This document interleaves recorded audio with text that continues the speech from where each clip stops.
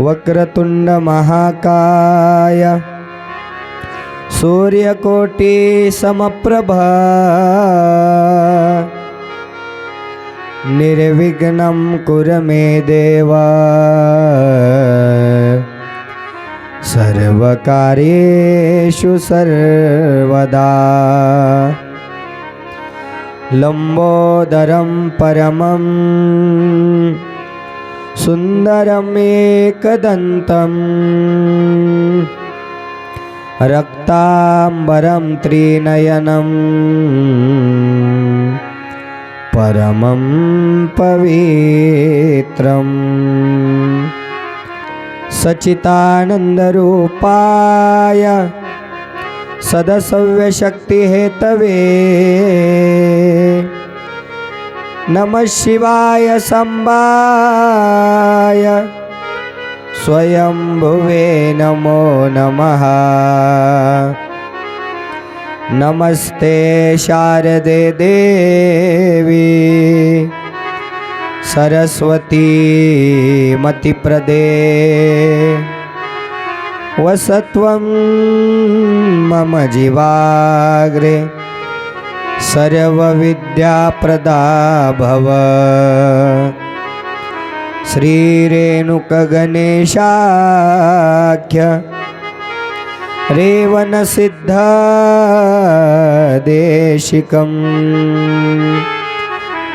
वीरशैवमताचार्य तं वन्दे जगद्गुरुं। शिवे भक्ति शिवे भक्ति शिवे भक्तिर्भवे भवे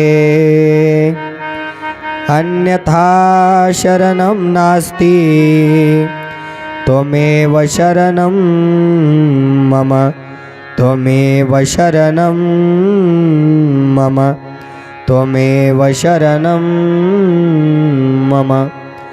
नमः पार्वतीपतये शिव हर हर महादेव। शिव महापुराण भगवान की कैलाशपति भगवान की ग्रामदैवत भगवान की श्री संगमेश्वर महादेव की श्री वाल्मीकेश्वर महादेव की श्रीमद् जगद्गुरु पंचाचार्य महाराज की वसुंधरा रत्न राष्ट्रसंत सद्गुरु डॉक्टर शिवलिंग शिवाचार्य महाराज की सद्गुरु विरूपाक्ष शिवाचार्य महाराज की तपोरत्न सद्गुरु श्री शिवानंद शिवाचार्य महाराज की सब शिवाचार्य महाराज की शिवयोगी संत शिरोमणि मन्मथ स्वामी महाराज की सब साधु संत महाराज की क्रांति सूर्य जगत ज्योति महात्मा बसवेश्वर महाराज की वीर वैरागिणी अक्का महादेवी माता की छत्रपति शिवाजी महाराज की बजरंग बली हनुमान की सब संतन की हर हर महादेव। भारत माता की वंदे मातरम। मानव धर्माचा विजय असो धर्मानेच विश्वाला शांती मिळो। गौ माता की सरस्वती माता की अपने अपने माता पिता की नमः पार्वती पतये शिव हर हर महादेव। सर्वांनी हाताने टाळी आणि मुखाने पंचाक्षरी महामंत्रामध्ये तल्लीन व्हायचं आहे।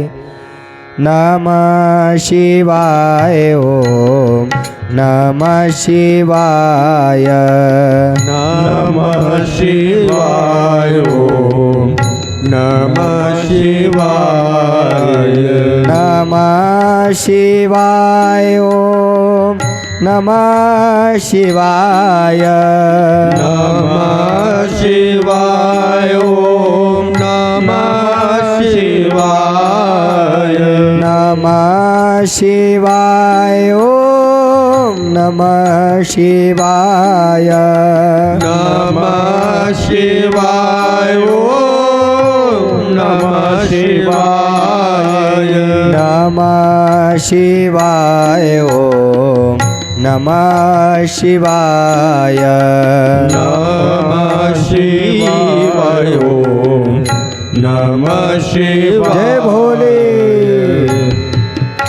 सर्वांनी एक टाळी वाजवा. जय हो. जय भोले. सौराष्ट्र सोमनाथंच श्रीशल्य मल्लिकार्जुनम उज्जयनीय महाकालेशम ओंकारं ममलेश्वरम. नमः जय शिवाय भोले. ओम नमः शिवाय नमः शिवाय ओम नमः शिवाय परल्यं वैजनाथंच डाकिन्यं भीमशङ्करं सेतुबन्धे तु रामेशं नागेशं दारुकावने. नमः शिवाय जय भोले. नमः शिवाय जय हो. नमः शिवाय ओम नमः शिवाय वाराणस्यातु विश्वेशं त्र्यम्बकं गौतमे तटे हिमालये तु केदारं ग्रीष्मेशं शिवालये. नमः शिवाय ओम जय भोले. शिवाय नमः शिवाय ओम नमः शिवाय एतानि ज्योतिर्लिङ्गानि सायं प्रात्पठे नर सप्तजन्म कृतं पापं स्मरणेन विनश्यति. नमः शिवाय ओम नमः शिवाय जय भोले.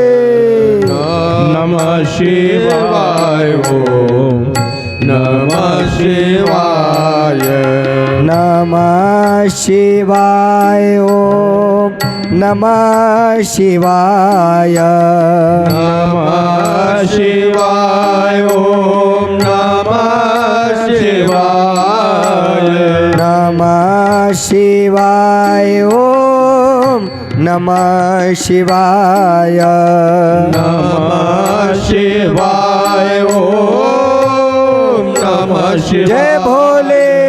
नमः शिवाय ओम नमः शिवाय नमः शिवाय हात वरती एक टाळी. जय हो. शिवाय नमः शिवाय ओम नमः शिवाय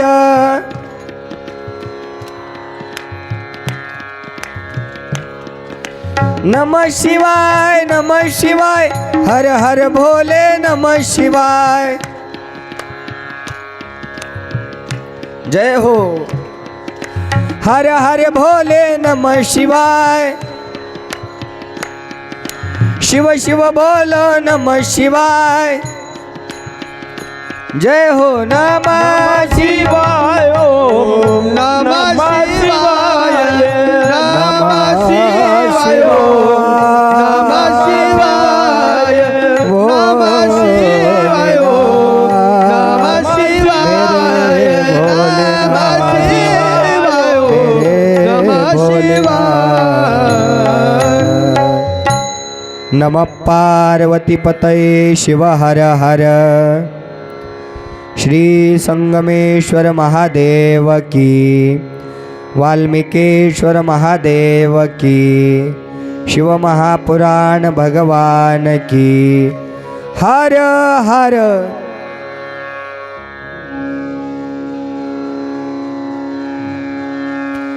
अनंत कोटी ब्रह्मांड नायक शाश्वत वैभवाचा स्वामी देवाधिदेव शंभू महादेवांच्या दिव्य चरणी अनंत कोटी साष्टांग प्रणिपात समर्पित करून वालवड नगरीचे ग्रामदैवत भगवान शंभू महादेव, भगवान श्री संगमेश्वर शंभू महादेव, भगवान श्री वाल्मिकेश्वर शंभू महादेव यासह पावन पुण्यभूमीतील सर्व देवी देवतांच्या दिव्य चरणी अनंत कोटी साष्टांग प्रणिपात समर्पित करून कुलगुरु शटस्थल ब्रह्मी 108 श्री गुरु डॉक्टर शांतवीरलिंग शिवाचार्य गुरु महाराज हिरेमठ संस्थान औसा जिल्हा लातूर तथा जन्मदाते आई वडील या दोन्हीही गुरुवर्यांच्या दिव्य चरणी अनंत कोटी साष्टांग प्रणिपात समर्पित करून कुलदेवता श्री वीरभद्रेश्वर महाराज, दानम्मा देवी माता श्री नागनाथ महाराज या तीनही देवतांच्या दिव्य चरणी अनंत कोटी साष्टांग प्रणिपात समर्पित करून श्रीमद जगद्गुरु पंचाचार्य महास्वामीजींच्या दिव्य चरणी अनंत कोटी साष्टांग प्रणिपात समर्पित करून वसुंधरा रत्न राष्ट्रसंत सद्गुरु डॉक्टर शिवलिंग शिवाचार्य गुरु माऊली, सद्गुरु विरूपाक्ष शिवाचार्य गुरु माऊली, सद्गुरु प्रभुदेव शिवाचार्य गुरु माऊली, तपोरत्न सद्गुरु श्री शिवानंद शिवाचार्य गुरु माऊली सह आंध्र, महाराष्ट्र, कर्नाटक, तेलंगणा प्रांतातील सर्व शिवाचार्य गुरु महाराजांच्या दिव्य चरणी अनंत कोटी साष्टांग प्रणिपात समर्पित करून शिवयोगी संत शिरोमणी मन्मथ माऊलीसह सर्व साधू संतांच्या दिव्य चरणी अनंत कोटी साष्टांग प्रणिपात समर्पित करून समता नायक क्रांती सूर्य जगतज्योती महात्मा बसवेश्वर महाराज, हिंदवी स्वराज्याची स्थापना करणारे छत्रपती शिवाजी महाराज आदी राजे महाराज यांना वंदन करून तीर्थक्षेत्र, पुण्यक्षेत्र, शिवक्षेत्र वालवड या पावन पुण्यभूमीमध्ये आजच्या पहिल्या दिवसीय शिवमहापुराण कथेमध्ये कथा श्रवण करण्यासाठी आलेले आपण सर्व सद्भक्त माता पिता बंधू भगिनी, आपणा सर्वांच्या हृदय मंदिरामध्ये विराजमान असणाऱ्या परमात्म्यरूपी भगवंताच्या दिव्य चरणी अनंत कोटी साष्टांग प्रणिपात समर्पित करून आजच्या पहिल्या दिवसीय शिवमहापुराण कथेमध्ये विशेष माहेश्वर मूर्ती मन्मथ स्वामी महाराज वालवडकर, शिवभक्तीपरायण माहेश्वर मूर्ती सौ सुनंदाताई मन्मथ स्वामी महाराज वालवडकर या दोन्हीही माहेश्वर दाम्पत्यांच्या दिव्य चरणी अनंत कोटी साष्टांग प्रणिपात समर्पित करून आजच्या पहिल्या दिवसीय शिवमहापुराण कथेला प्रारंभ करीत असताना महाशिवरात्री महोत्सवानिमित्त चालत असलेला अखंड शिवनाम सप्ताह, ग्रंथराज परम रहस्य पारायण, संगीतमय शिवमहापुराण कथा ज्ञानयज्ञ सोहळा वर्ष 12वे दिवस पहिला। या शिवमहापुराण कथेच्या माध्यमातून सर्व शिवभक्तांना शिवकृपेचा अधिकार प्राप्त करून देणारे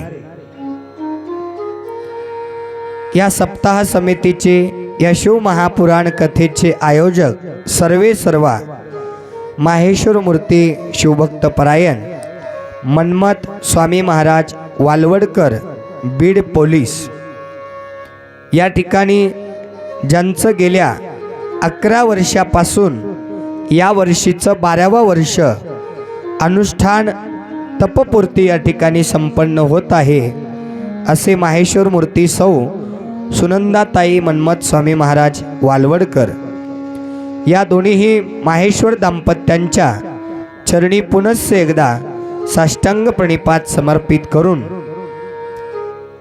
स्वामी महाराजांचं प्रथम ऋण आभार धन्यवाद व्यक्त करून आदरपूर्वक स्वागत करून या ठिकाणी या माहेश्वर दाम्पत्यांना या सप्ताहासाठी या शिव महापुराण कथेसाठी 1 रुपयापासून हजारो रुपयापर्यंत देणगी दान देऊन शिवकृपेचा अधिकार प्राप्त करून घेणारे सर्व देणगी दान देणारे सद्भक्त आजच्या पहिल्या दिवसीय पर्वकाळामध्ये शिवमहापुराण ग्रंथपूजा करून महाराजांचा सन्मान केलेले आजच्या पहिल्या दिवसीय महाप्रसादाचे अन्नदाते शिवभक्तीपरायण सौ श्री पोपट विश्वनाथ पाटील परिवार शिवभक्तपरायण सौ श्री तानाजी प्रल्हाद देवळकर परिवार शिवभक्तपरायण माहेश्वर मूर्ती सौ श्री मन्मथ स्वामी महाराज वालवडकर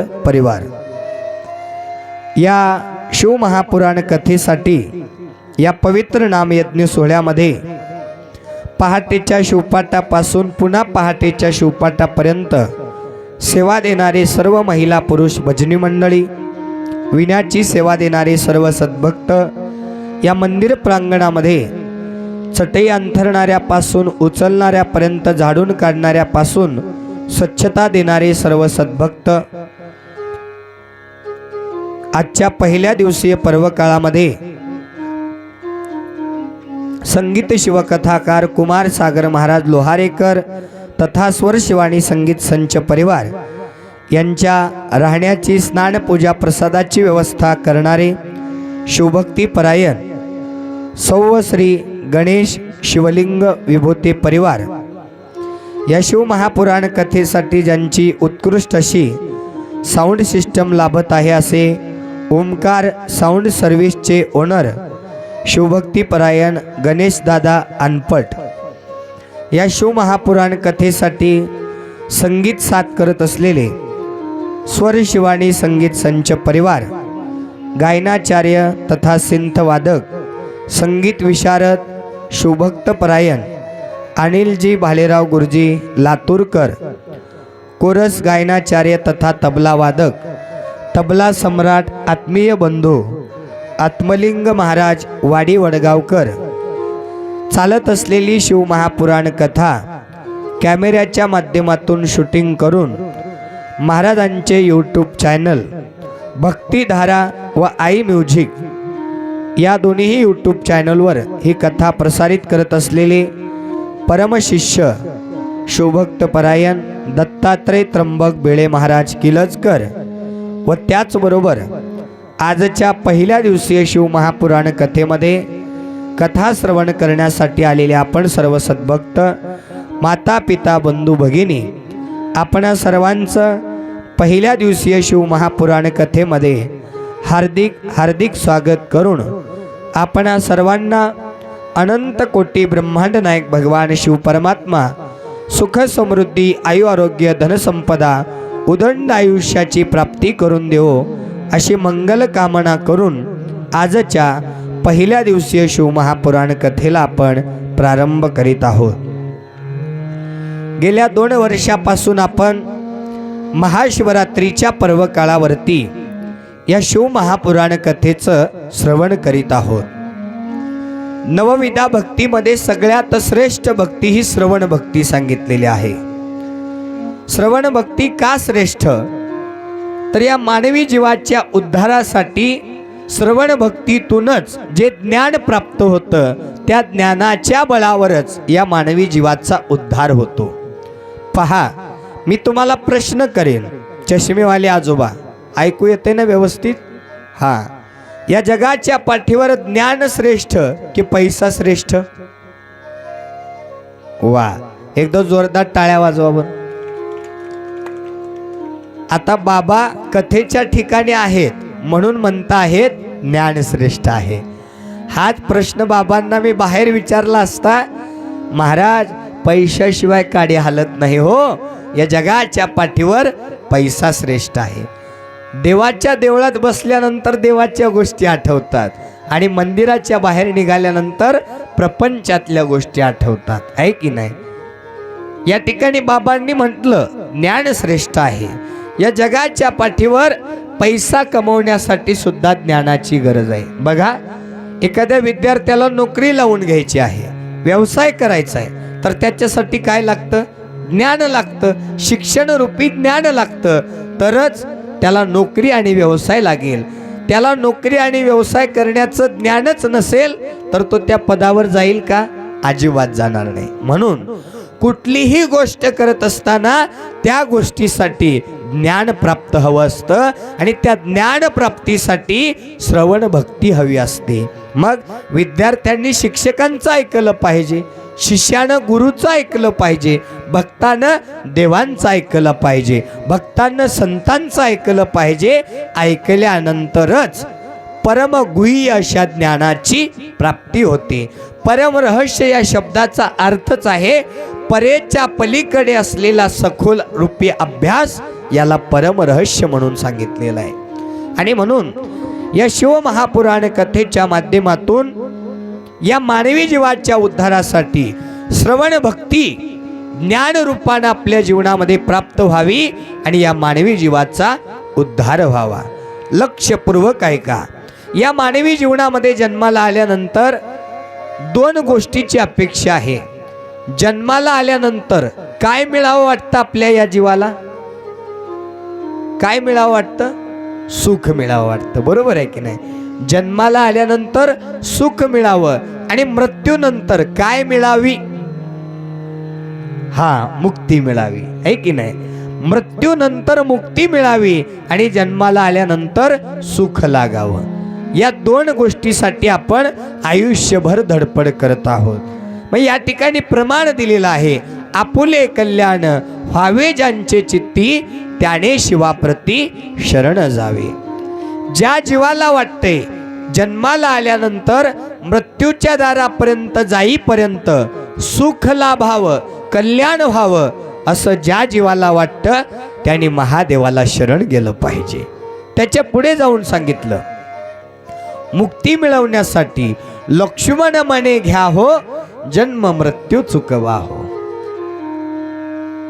जन्म आणि मृत्यूच्या फेऱ्यातून बाजूला होऊन मुक्तीचा अधिकार प्राप्त करून घेण्यासाठी लक्ष्मण महाराजांनी घ्या म्हणून सांगितलं. काय घ्या? ज्ञानरूपी प्रसाद घ्या. भोजनरूपी प्रसाद नाही, ज्ञानरूपी प्रसाद घ्या.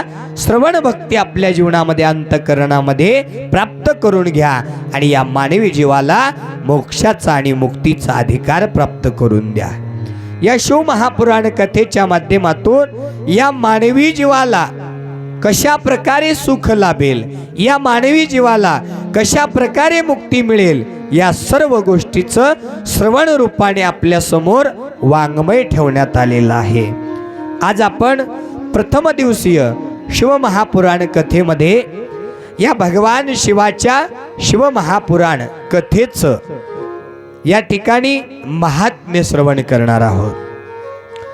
या शिवमहापुराण कथेची उत्पत्ती कशी झाली, या शिवमहापुराण कथा कोणी सांगितल्या, कोणी ऐकल्या, कोणी लिहून काढल्या आणि त्या कोणी कोणाला सांगितल्या आणि त्या शिवमहापुराण कथा आपल्यापर्यंत कशा प्रकारे पोहोचल्या, या शिवमहापुराण कथेमध्ये किती श्लोक आहेत याचा परिचय आणि या शिवमहापुराण कथेचे श्रवण करण्याचे नियम आणि त्याची फलप्राप्ती आज आपण पहिल्या दिवसीय शिवमहापुराण कथेमध्ये श्रवण करणार आहोत.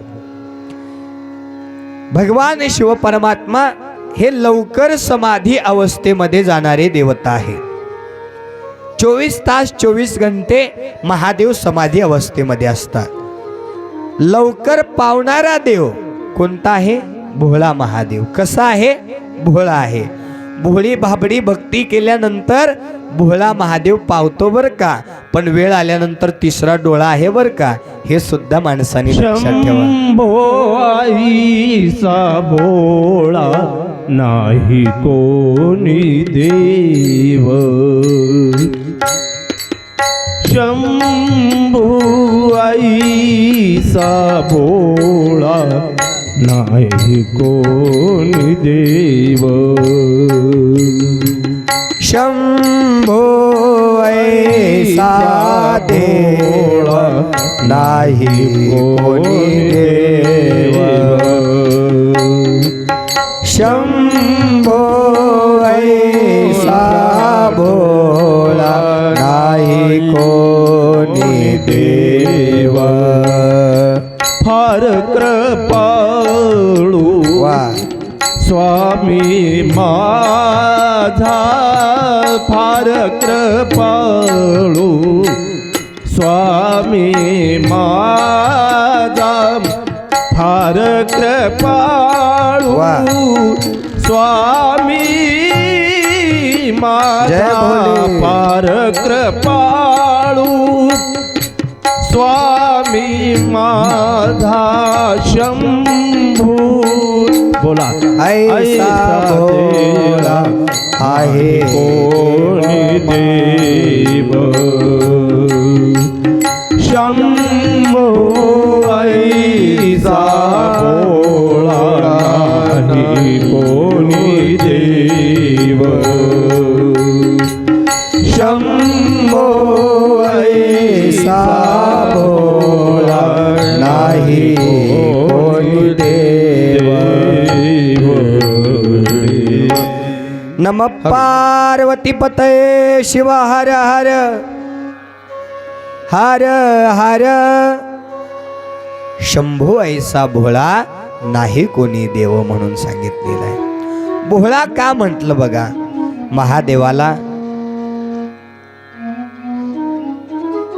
कुठलीच अपेक्षा नाहीये, आहे की नाही. महादेवांना नवस बोलत असताना एक लोटा जल जरी आपण शिवलिंगावरती वाहिला तर महादेव पावतात.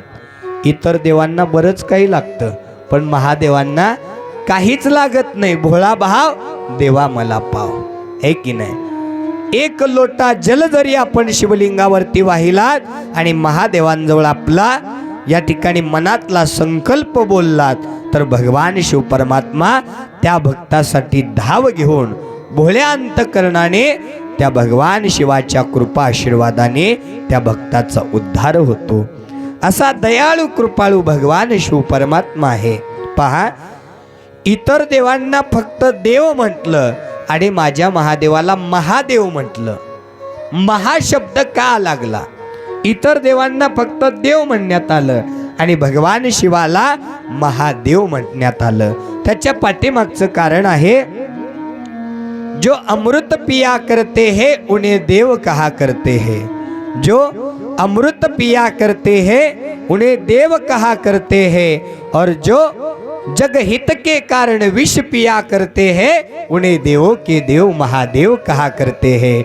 उन्हें देवों के देव महादेव कहा करते हैं. जगाच्या कल्याणासाठी, जगाच्या हितासाठी माझ्या महादेवानं समुद्र मंथनातून निघालेलं हलहाल नावाचं विष कंठामध्ये धारण केलं. त्यावेळेला ही सृष्टी वाचली. जर महादेवानी कंठामध्ये विष धारण केलं नसतं तर ही सृष्टी संपून गेली असती. तुम्ही आणि आम्ही आज बघायला सुद्धा दिसलो नसतो. भगवान शिवानी कंठामध्ये ते विष धारण केलं आणि ते विष पचवलं, महान कार्य केलं आणि त्या दिवसापासूनच महादेवाला नीलकंठ महादेव म्हणून नाव प्राप्त झालं. महादेवांचा कंठ निळा झाला. त्या विषाच्या प्रभावाने महादेवांचा कंठ निळा झाला म्हणून नीलकंठ महादेव या नावाने महादेव प्रचलित झाले. मग विष पचवलं, महान कार्य केलं म्हणून माझ्या महादेवाला महा लागलं. महान असं कार्य म्हणून महादेव यांना नाव प्राप्त झालं.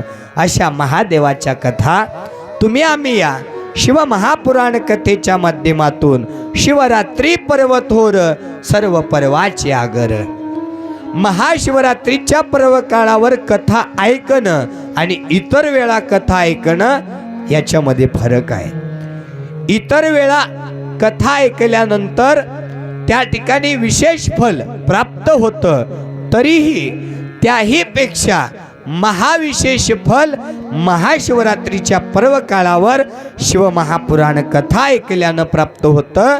कारण महाशिवरात्रीचा पर्व काळ भगवान शिव परमात्मा हे जागृत अवस्थेमध्ये भक्तांसाठी सतत सतत सतत जागृत अवस्थेमध्ये असतात.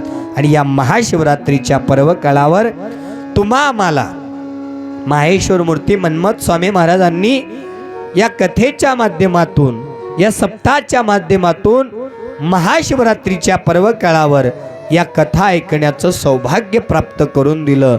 आम्ही खूप सौभाग्यशाली आहोत. या शिवमहापुराण कथेमध्ये आपण 7 दिवसीय या शिवमहापुराण कथेमध्ये काय या वाच्या मनाने आपण न्हावून जाणार आहोत. गंगा यमुना सरस्वती या त्रिवेणी संगमाचं स्नान या 7 दिवसाच्या माध्यमातून आपल्याला प्राप्त होणार आहे. आणि म्हणून पहिला दिवस आहे. पहिल्या दिवसीय शिवमहापुराण कथेमध्ये आपण परिचयाकडे, वृत्ताकडे ओळण्या अगोदर अनेक देवी देवतांना नमन करून पहिल्या दिवसाचं महात्म्य असतं. देवी देवतांना श्लोकाच्या माध्यमातून नमन करून आपण या शिवमहापुराण कथेमध्ये प्रवेश करायचा असतो. म्हणून प्रथम आपण अनेक देवी देवतांना श्लोकाच्या माध्यमातून नमन करून त्याचा अर्थ जाणून घेत आपण या शिवमहापुराण कथेमध्ये प्रवेश करूया. प्रथम श्री गणेशाला वंदन करूया. ओम वक्रतुंड महाकाय सूर्यकोटि समप्रभ निर्विघ्नं कुरु मे देव सर्वकार्येषु सर्वदा. या श्लोकाचा अर्थ सांगितलेला आहे. वाईट मार्गाने आचरण करणाऱ्यांना सरळ मार्गावर आणणाऱ्या, विशाल शरीर लाभलेल्या, कोटी सूर्याची प्रभा असलेल्या हे देवा श्री गणेशा, माझी सर्व कार्य नेहमीप्रमाणे निर्विघ्नपणे पार पडू दे, अशी माझी व या सर्व सद्भक्तांची तुझ्या चरणावर साष्टांग प्रणिपात करून विनंती आहे, अशी प्रार्थना या श्लोकाच्या माध्यमातून केलेली आहे. पुढे अनंत कोटी ब्रह्मांड नायक भगवान शिवाला वंदन करूया. ओम त्रैलोक्य संपदा लेख्य समुल्लेखन भित्तये सच्चिदानंद रूपाय शिवाय परब्रह्मणे नमः. याचा अर्थ आहे स्वर्ग, मृत्यू आणि पाताळ हे 3 लोक म्हणजे त्रैलोक्य आहेत. या त्रैलोक्याचे अधिपती भगवान शिव परमात्मा आहेत. अशा देवादिदेव महादेवांना माझा व या सर्व सद्भक्तांचा साष्टांग नमस्कार असो, अशी विनंती या श्लोकाच्या माध्यमातून केलेली आहे. पुढे अंबा भवानी मातेला वंदन करूया. ओम सर्वमंगल मांगल्ये शिवे सर्वार्थ साधिके शरण्ये त्र्यंबके गौरी नारायणी नमोस्तुते. याचा अर्थ आहे सर्व मंगलमय गोष्टीतील मांगल्य रूप, कल्याणदायिनी, सर्व इष्ट फळ देणाऱ्या, शरणांगतास आश्रय देणाऱ्या त्रिनयनी गौरी नारायणी, तुला माझा व या सर्व सद्भक्तांचा साष्टांग नमस्कार असो, अशी विनंती या श्लोकाच्या माध्यमातून केलेली आहे. पुढे दुर्गा देवीला वंदन करूया. ओम शरणागत दीनार्थ परित्राण परायणे सर्वस्यार्थी हरे देवी नारायणी नमोस्तुते. याचा अर्थ आहे शरण आलेल्या दीनदुबळ्यांना तारण्यास तत्पर असलेल्या, सकल विश्वाचा ताप दूर करणाऱ्या हे देवी नारायणी दुर्गे, तुला माझा व या सर्व सद्भक्तांचा साष्टांग नमस्कार असो, अशी विनंती या श्लोकाच्या माध्यमातून केलेली आहे. पुढे सरस्वती मातेला वंदन करूया. ओम नमस्ते शारदे देवी विना पुस्तकधारिणी विद्यारंभं करिष्यामि प्रसन्नां भव सर्वदा। याचा अर्थ आहे हाती विना आणि ग्रंथ धारण केलेल्या हे सरस्वती देवी, तुला वंदन करून मी अभ्यासाला प्रारंभ करत आहे। तू माझ्यावर नेहमी प्रसन्न रहा अशी विनंती करून मी आणि हे सर्व सद्भक्त तुझ्या चरणावरती साष्टांग प्रणिपात करीत आहोत अशी विनंती या श्लोकाच्या माध्यमातून केलेली आहे। पुढे गुरुला वंदन करूया। ओम गुरुर्ब्रह्मा गुरुर्विष्णू गुरुर्देवो महेश्वरात गुरुर्साक्षात परब्रह्मा तस्मै श्री गुरवे नमः। याचा अर्थ आहे गुरु हे प्रत्यक्ष ब्रह्मा विष्णू आणि शिव आहेत, ते साक्षात परब्रह्म आहेत। अशा श्री गुरूंना माझा व या सर्व सद्भक्तांचा साष्टांग नमस्कार असो अशी विनंती या श्लोकाच्या माध्यमातून केलेली आहे। पुढे वेद व्यास ऋषींचं वंदन करूया। ओम नमः सर्वविदे तस्मै व्यासाय कविवेदसे चक्रे पुण्ये सरस्वत्या यो वर्षमिवं भारतम। याचा अर्थ आहे सर्वज्ञ कवीमध्ये ब्रह्मदेवाप्रमाणे असलेल्या आपल्या प्रतिभेने मेघवृष्टी समान शिवमहापुराण नावाचे पुण्यदायी काव्य करणाऱ्या भगवान श्री वेदव्यासांना माझा व या सर्व सद्भक्तांचा साष्टांग नमस्कार असो अशी या श्लोकाच्या माध्यमातून विनंती केलेली आहे। सोबतच 33 कोटी देवी देवतांना वंदन करून आपण या शिव महापुराण कथेमध्ये प्रवेश करणार आहोत। या शिव महापुराण कथा ऐकणं म्हणजे सौभाग्यामध्ये लागतं म्हणतात। भाग्य वेगळं आणि सौभाग्य वेगळं बरं का। आता आमचे चष्मेवाले आप्पा पांघरून बसले थंडी वाजायली म्हणून। आरती झाल्यानंतर आमचे आप्पा घराकडे जाताना तुम्हाला 2 लाख रुपयाची बॅग सापडावी। बॅग आप्पाला एवढा आनंद झाला की आप्पांनी ती बॅग नेऊन डायरेक्ट तिजोरीमध्ये ठेवली, कुलूप लावून आनंदामध्ये झोपी गेली। उद्याला बुलट आणायचंय म्हणली पोराला, आहे की नाही। या विचारामध्ये रात्री आनंदामध्ये झोपी गेले। पण योगायोग असा आहे त्याच रात्री त्या आप्पांच्या घरामध्ये चोर यावे आणि ते तिजोरीतले 2 लाख रुपये चोरून घेऊन जावे। आप्पा सकाळी उठतात, तिजोरी जवळ येतात आणि पाहतात तरी काय 2 लाख रुपये तिजोरीत नाहीत, तिजोरी फोडलेली आहे, तिजोरीतले पैसे चोरीला गेले। त्यावेळेस मात्र आप्पा डोक्याला हात लावतात आणि म्हणतात, अरे देवा, मी तुझं काय वाटोळं केलं होतं। रात्री एवढे मोठं आनंद दिला आणि सकाळी तो आनंद हिसकावून घेतला। याला भाग्य म्हणतात। जे संध्याकाळी मिळतं सकाळपर्यंत आपल्या हाती राहील की नाही याचा भरवसा नाही। पण सौभाग्य ज्यावेळेस आपल्याला प्राप्त होईल, सौभाग्यानं ज्या गोष्टी आपल्याला प्राप्त होतील त्या गोष्टी आपल्यापासून कोणताच राजा हिसकावून घेऊ शकत नाही, कोणताच भाऊ वाटून घेऊ शकत नाही, कोणताच चोर आपल्यापासून चोरून नेऊ शकत नाही। आणि ते सौभाग्य आपल्याला या शिव महापुराण कथेच्या माध्यमातून प्राप्त होतं म्हणतात। सुख दुख मिलना भाग्य की बात है कि नहीं। सुख दुख मिलना भाग्य की बात है। इस पवित्र शिवनाम के दरबार में, संगमेश्वर के दरबार में कथा सुनना और सुनाना सौभाग्य की बात है, सौभाग्य की बात है, सौभाग्य की बात है। या पवित्र दरबारामध्ये कथा ऐकणं आणि सांगणं हे सौभाग्यामध्ये लागतं। गावामध्ये संख्या एवढीच आहे का? नाही, बरीच संख्या आहे। तरी सुद्धा ज्यांच्या सौभाग्यामध्ये आहे त्यांनाच ही कथा ऐकण्याचं सौभाग्य प्राप्त होतं. बऱ्याच जणांना वाटतं पहिला दिवस म्हणजे लावालावीचा दिवस असतो, एवढं काय विशेष नसतं, जाऊ म्हणले उद्यापासून, है की नाही. बऱ्याच जणांनी असा विचार केला, पण त्याचं उत्तर देत असताना आप्पा 10वीची परीक्षा दिल्यानंतर 12वीची परीक्षा दिल्यानंतर आपल्याला कितवा नंबर यावा वाटतो? 5वा का 6वा का पहिला? पहिला यावा वाटतो की नाही?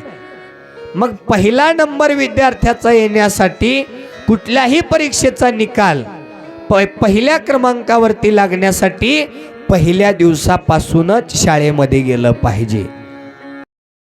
बेस पक्का केला पाहिजे, मूळ पाया पक्का केला पाहिजे.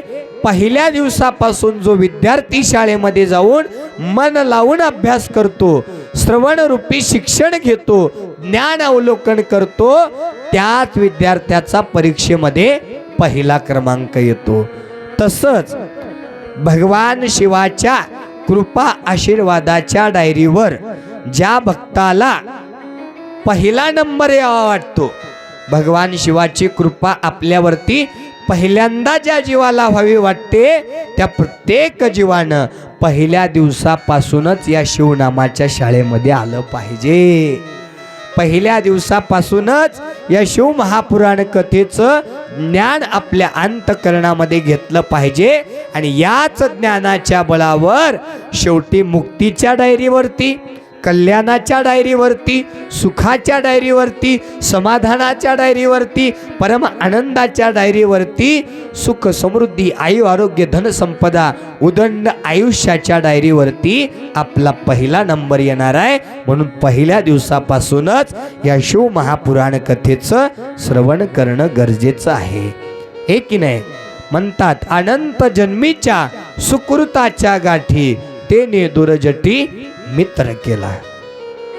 ही कथा ऐकणं म्हणजे याला अनंत जन्मीची पुण्याई लागते, है की नाही. अनंत जन्मीच्या पुण्याईनं या शिव महापुराण कथेची गाठ आणि भेट होत असते. म्हणून सौभाग्यशाली आहोत तुम्ही आम्ही की या पवित्र महाशिवरात्रीच्या पर्वकाळावर या शिव महापुराण कथा ऐकण्याचं सौभाग्य आपल्याला प्राप्त झालेलं आहे. या शिव महापुराण कथेचा फायदा काय आहे? धर्म, अर्थ, काम, मोक्ष या चारही पुरुषार्थाच्या प्राप्तीसाठी केलेला अट्टहास म्हणजे अध्यात्मरूपी परमार्थ. अध्यात्मरूपी शिव महापुराण कथा, परमार्थरूपी ज्ञान, या गोष्टी आपल्याला या शिव महापुराण कथेच्या माध्यमातून प्राप्त होतात. या शिवगणामध्ये 3 टप्पे सांगितलेले आहेत. 1 वक्ता, 2 सेवा देणारा श्रोता, सेवा करणारा श्रोता, आणि 3 आयोजन करणारे आयोजक. या तिघांमध्ये श्रेष्ठ कोण सांगा? कथा आयोजक करणारे आयोजन, का सांगणारे महाराज, का ऐकणारे तुम्ही? या तिघांमध्ये पहिला नंबर कोणाचा हो? जेवण करणाऱ्याचा का? जेवण करून झोपणाऱ्यांचा का? कोणाचा पहिला नंबर? कोणाचा? वा वा, एकदा जोरदार टाळ्या वाजवा माझ्या आईसाठी, आहे की नाही. या पवित्र महाशिवरात्रीच्या पर्वकाळावर या शिव महापुराण कथेचं आयोजन करून तुम्हाला आणि मला भगवान शिवाचा कृपा आशीर्वाद प्राप्त करून देणारे आयोजक हे पहिल्या नंबरवरती आहेत, आहे की नाही. आयोजकांनी या शिव महापुराण कथेचं आयोजन केलं, त्याच्या पाठीमागचं कारण काय हो? त्याच्या पाठीमागचं कारण काय आहे? तर त्याच्या पाठीमागचं एकच कारण आहे. पुराणामध्ये श्लोक आपल्या समोर ठेवलेला आहे. ओम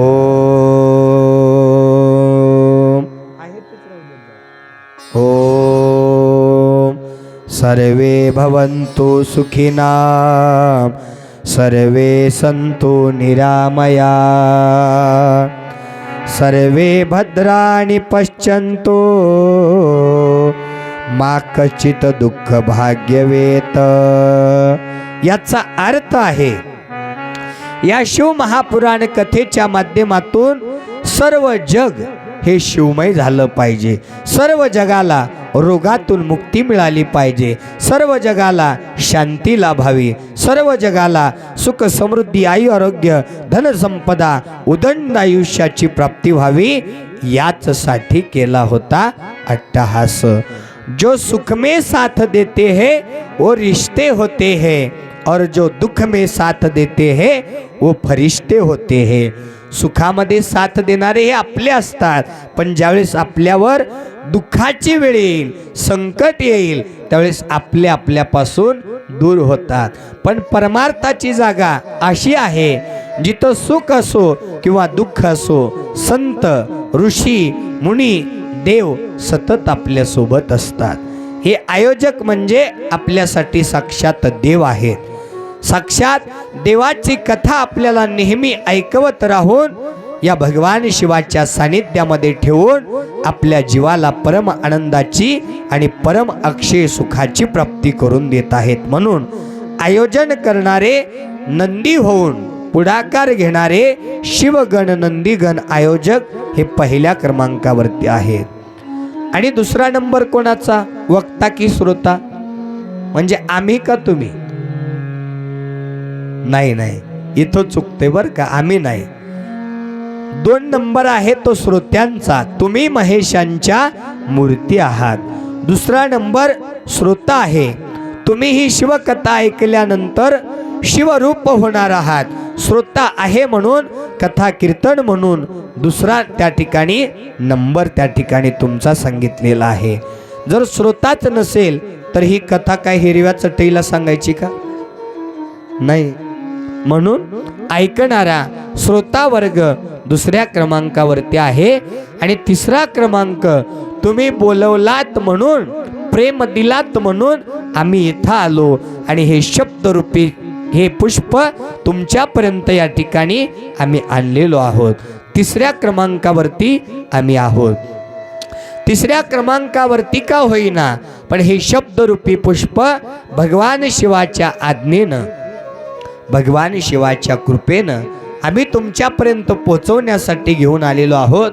हे शब्दरूपी पुष्प तुम्ही तुमच्या कानामध्ये घेऊन अंतकरणापर्यंत पोहोचवून तुमच्या जीवनामध्ये कृतीच्या रूपाने त्याचं पालन करणं तुमचं आद्य कर्तव्य आहे।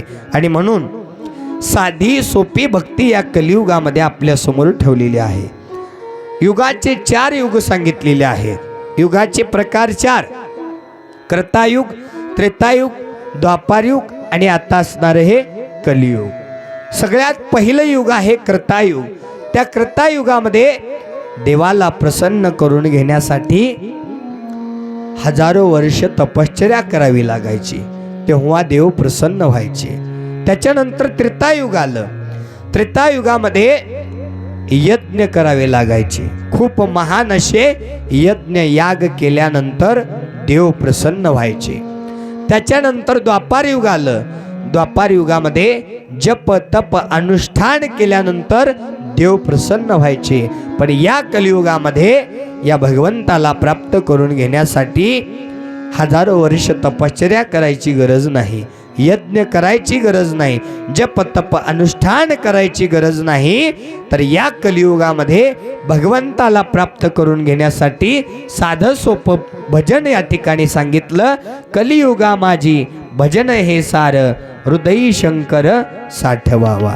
कलियुगा माझी भजन हे सार, कलियुगा माझी भजन हे सार, कलियुगा माझी भजन हे सार। जय हो। कलियुगा माझी भजन हे सार, हृदयी शंकर साठवावा, हृदयी शंकर साठवावा। कलियुगा माझी भजन हे सार, कलियुग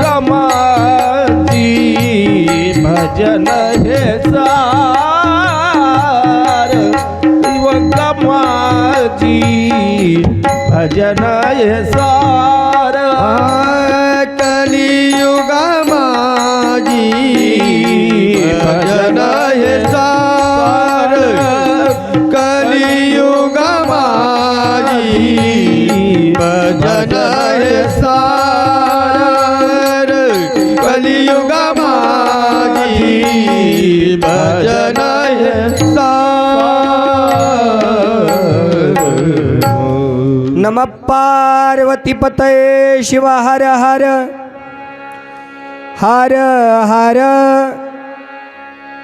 या कलियुगामध्ये भगवान शिवाला प्रसन्न करून घेण्यासाठी सोपं साधन सांगितलं, भजन. कलियुगा माझी भजन हे सार, हृदयी शंकर साठवावा. हृदयामध्ये भगवान शिवाचं सिंहासन निर्माण करा आणि त्या सिंहासनावरचा अधिष्ठाता भगवान शिव परमात्मा इष्टलिंगाच्या रूपाने स्थापना करून आपल्या मुखातून भजन घडावं. भगवान शिवाच्या पंचाक्षरी महामंत्राचा जप तप त्या ठिकाणी घडावा. याच्याने या कलियुगामध्ये आपल्याला भगवान शिवाची भेट होणार आहे. म्हणून संतांनी जी घालून दिलेली परंपरा आहे त्या प्रत्येक परंपरेमागं आपल्याला फळ प्राप्त होणार आहे. अखंड शिवनाम सप्ताहामध्ये पहाटेच्या शिवपाठापासून पुन्हा पहाटेच्या शिवपाठापर्यंत या ठिकाणी ही जी घालून दिलेली परंपरा आहे, संतांनी दाखवलेला जो मार्ग आहे तो आपल्याला आपल्या जीवनामध्ये फळ प्राप्त करून देणारा आहे. लक्षपूर्वक ऐका.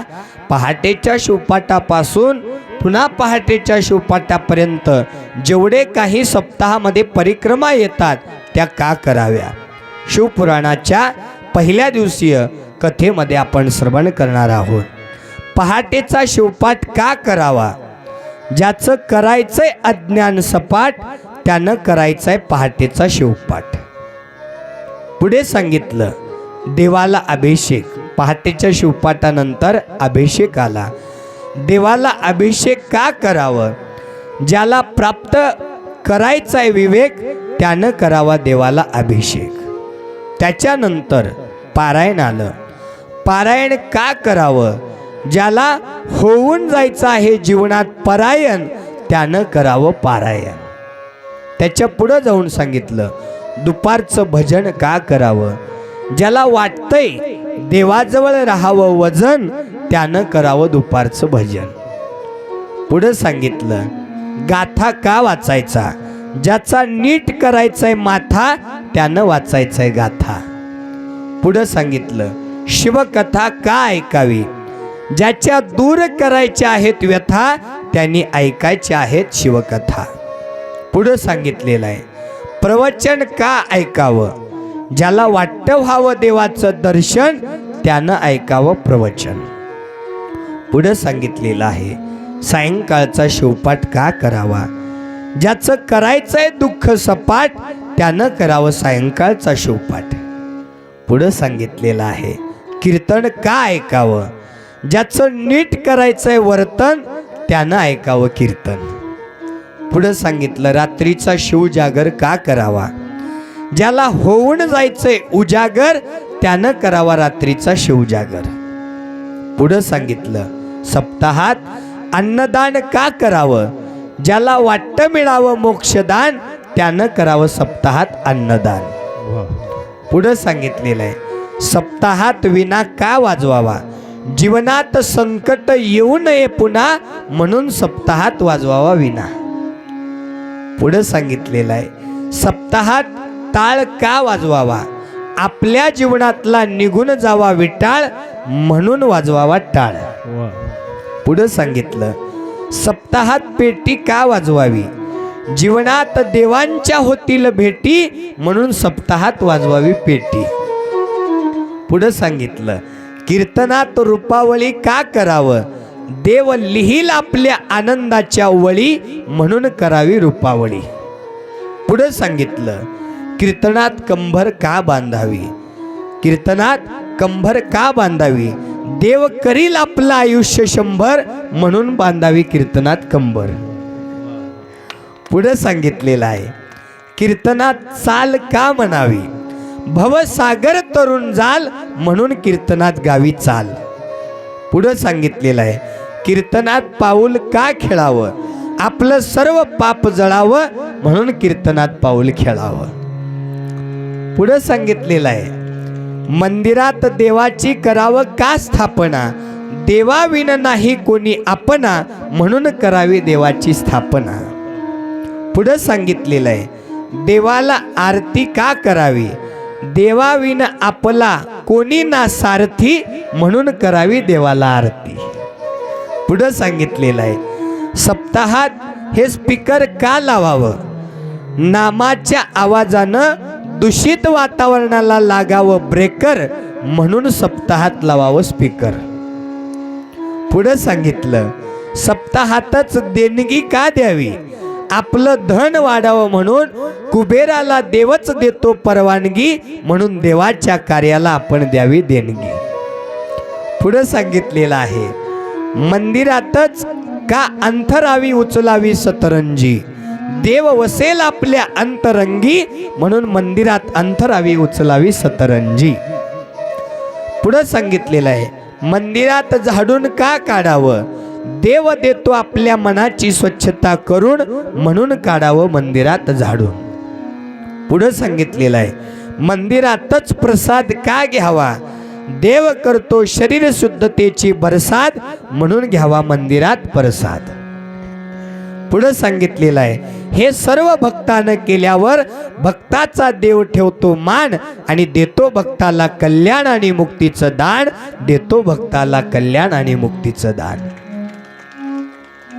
म्हणजे संतांनी जे आपल्याला परंपरा सांगितली त्याच्या पाठीमागे फळ आहे, फुकट नाही.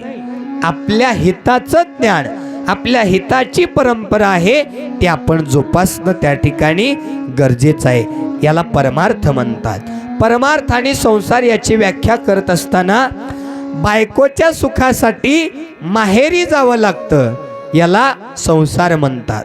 बायकोच्या सुखासाठी माहेरी जावं लागतं, याला संसार म्हणतात.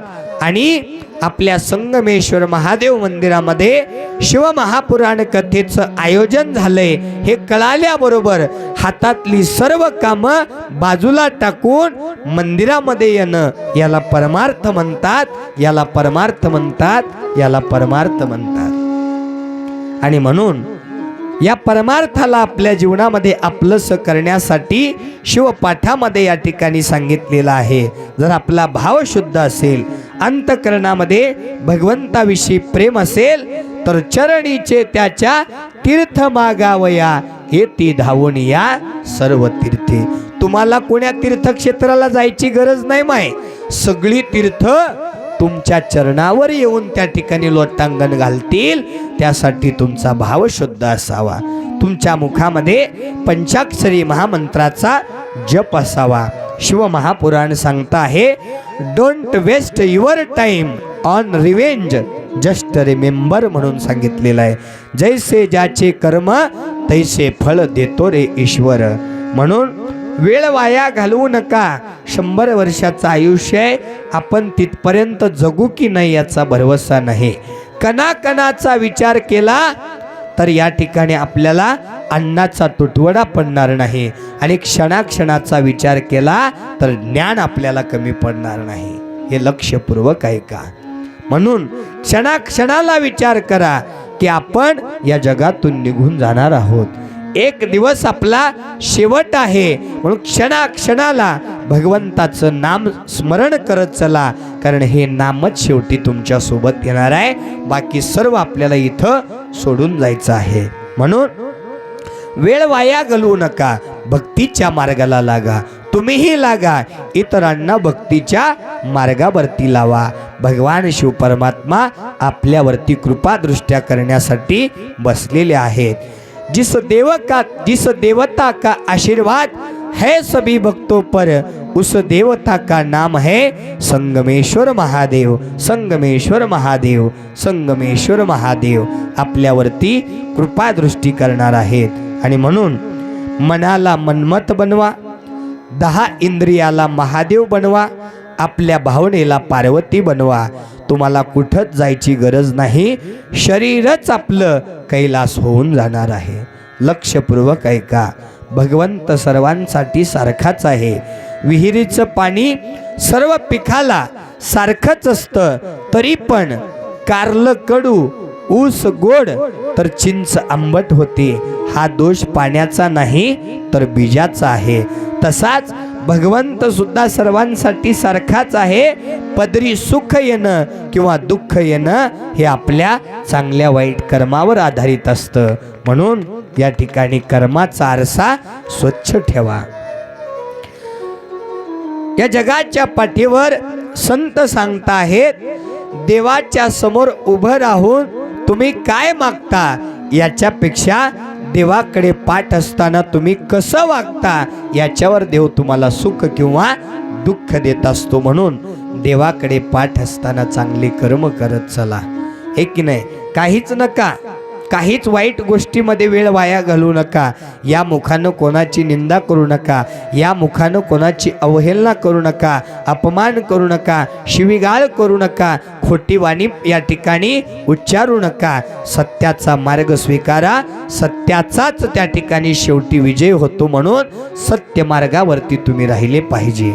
या ठिकाणी या शिवमहापुराण कथेच्या माध्यमातून तुम्हा आम्हाला कथा ऐकत असताना जसं गुलाबाचं फूल झाडावर असताना किती शोभून दिसतं, तोडल्यानंतर 4-5 तासामध्ये सुकून जातं. पुन्हा त्याला हातात घेऊ वाटतं का? नाही नाही. जोपर्यंत ते गुलाबाचं फूल त्या झाडाला धरून आहे तोपर्यंत त्याला शोभा आहे. तसंच जोपर्यंत तुम्ही आम्ही शिवनामरूपी झाडाला धरून आहोत तोपर्यंत आपल्याला शोभा आहे. ज्या दिवशी आपण शिवनामरूपी झाडापासून अलिप्त होऊ, वेगळं होऊ, त्या दिवशी आपली किंमत शून्य होणार आहे. त्या दिवशी आपण या संसारी चक्रातून त्या ठिकाणी बाजूला होणार आहोत. म्हणून या ठिकाणी आपण शिवनामरूपी झाडाला धरून राहणं गरजेचं आहे. या शिवमहापुराण कथा आपल्या जीवनातील व्यथा दूर करणार आहेत. म्हणून प्रथम दिवसीय शिवमहापुराण कथेमध्ये आपण सूत पुराणिक महाराजांनी या शिवमहापुराण कथा आपल्यापर्यंत पोहोचवलेल्या आहेत. या देवलोकामध्ये सगळ्यात पहिल्यांदा ही शिवमहापुराण कथा कोणी सांगितली? भगवान शिवानी विचार केला, या जगाच्या कल्याणासाठी आपण एका शिवमहापुराण ग्रंथाचं या ठिकाणी विवेचन करणं गरजेचं आहे. या शिवमहापुराण कथेच्या माध्यमातून भक्तावरती माझा कृपा आशीर्वाद प्राप्त होईल यासाठी भगवान शिवानी स्वतः आपल्या मुखातून या कथा सांगायला सुरुवात केल्या. पहिल्यांदा या जगाच्या पाठीवर भगवान शिवानी सांगितलेली कथा पहिल्यांदा कोणी ऐकली हो? कोणी? तुम्ही ऐकली का? तुम्ही होतो का तेव्हा? नाही ना. कोणी ऐकली मग? भगवान शिव. तुम्ही म्हणाल महाराज आम्हाला जर माहीत असतं तर आम्ही तुमच्या कथेला आलो असतो का? असं म्हणून मोकळं व्हा. आहे की नाही? मी सांगण्यासाठीच आलेलो आहे. आहे की नाही? या ठिकाणी भगवान शिवानी या जगाच्या पाठीवर पहिल्यांदा ही शिवमहापुराण कथा नंदी महाराजांना सांगितलेली आहे. भगवान शिवाच्या जवळ असणारे नंदी महाराज, ज्या नंदी महाराजांवरती भगवान शिवाचा विशेष कृपा आशीर्वाद आहे.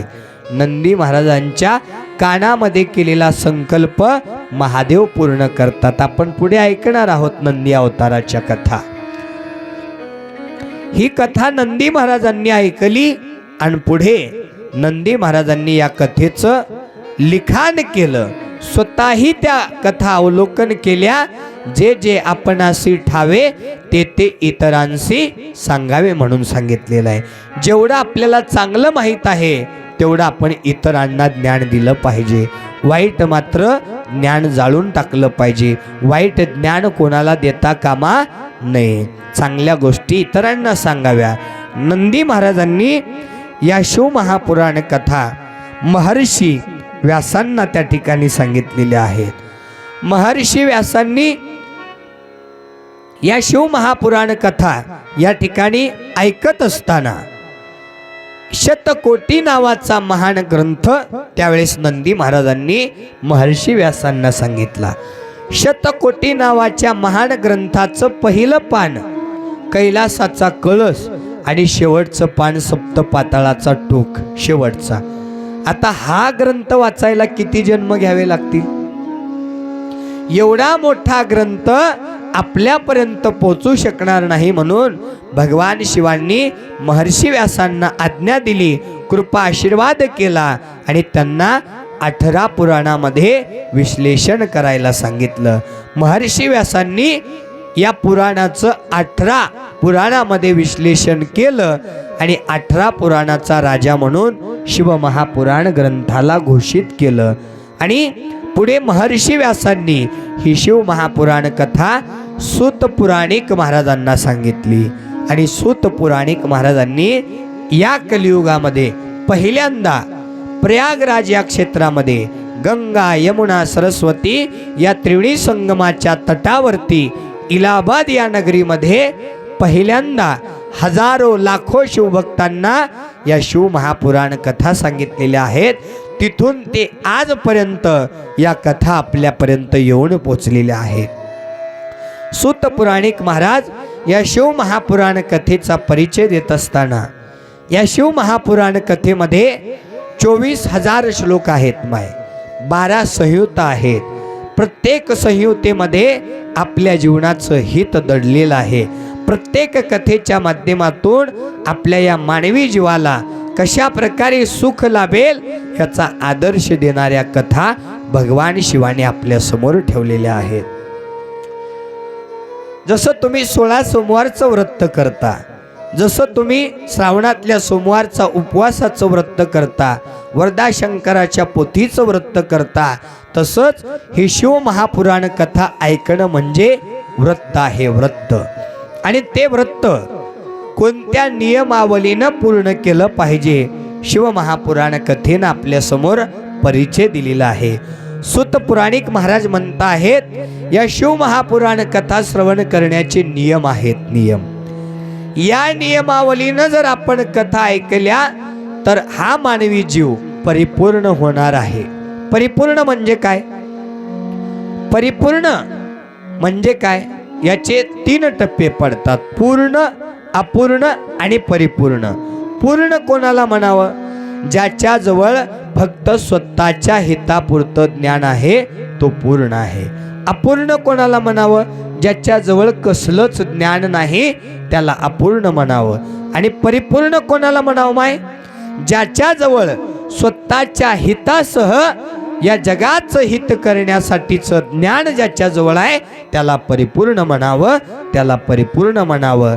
आणि ते परिपूर्ण संत आहेत, ऋषी मुनी आहेत.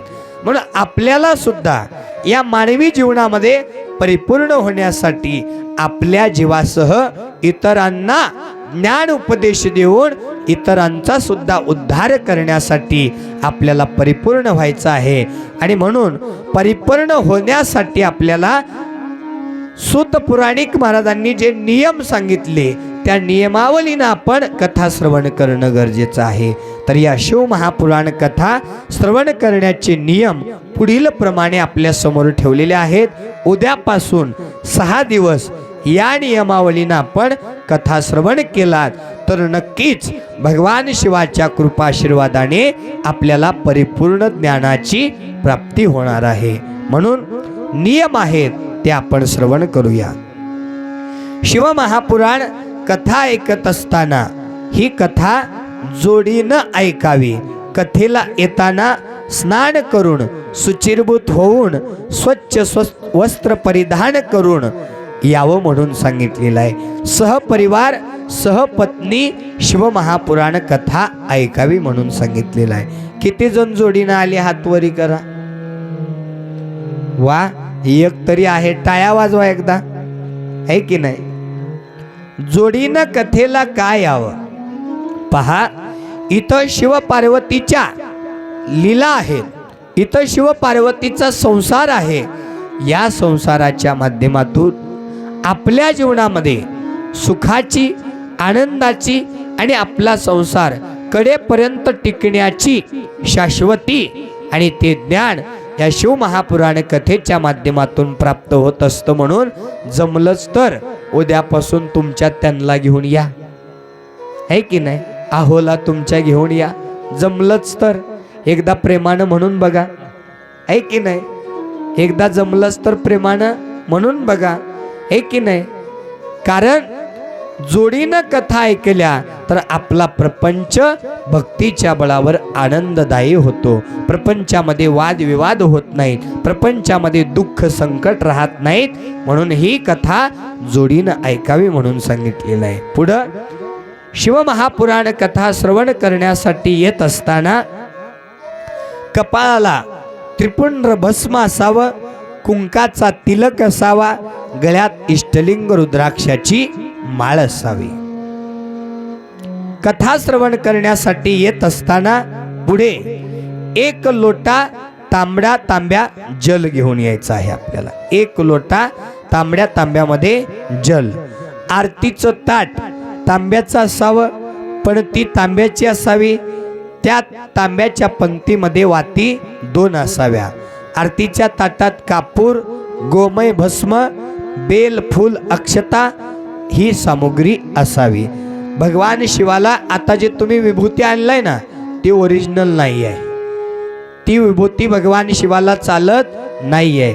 गायीच्या शेणापासून बनलेलं गोमय भस्मच भगवान शिवाच्या शिवलिंगाला समर्पित केलं पाहिजे. आणि ते गोमय भस्म कुमारसागर महाराजांनी या ठिकाणी अनेक गायींच्या शेणापासून विधीपूर्वक बनवलेलं भस्म आपल्यापर्यंत पोचवलेलं आहे. आपण सप्ताहाच्या 5व्या दिवशी ते गोमय भस्म सर्वांना देणार आहोत. त्याचा महिमा आपण 3ऱ्या दिवशी ऐकणार आहोत.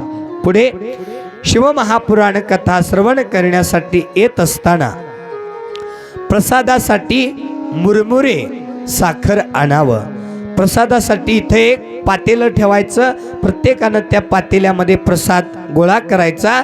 आरती झाल्यानंतर तो प्रसाद सर्वांनी वाटून त्या ठिकाणी तो प्रसाद ग्रहण करायचा आहे. पुढील नियम सांगितलेला आहे. कथा ऐकायला येत असताना बसायला सुती आसन आणावं. ज्या जागेत आज पहिल्या दिवशी बसलात त्याच जागेत 6 दिवस बसावं, जागा बदलू नये. आहे की नाही? पाठ दुखायली म्हणून उद्या भिंतीला धक्का द्यायचा नाही.